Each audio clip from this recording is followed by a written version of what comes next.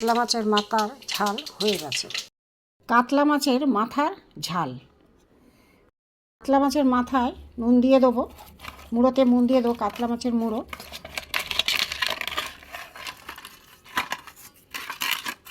কাতলা মাছের মাথায় হলুদ দিয়ে দেবো,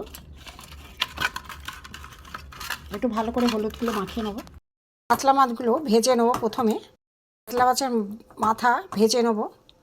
গরম হয়ে গেছে, উল্টে দেবো। উল্টে দিয়েছি, কিছুটা ভাজা হোক। মাছের মাথা ভাজা হয়ে গেছে, তুলে রাখবো। মাছ ভাজা তেলেই পেঁয়াজ দিয়ে দেবো,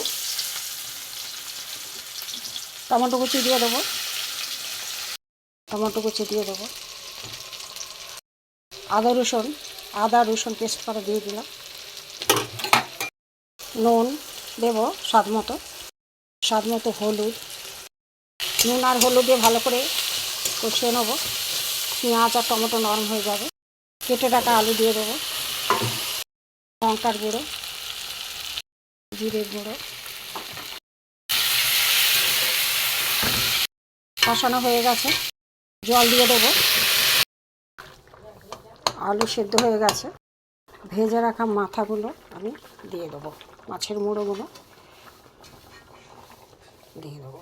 কাতলা মাছের মাথার ঝাল হয়ে গেছে।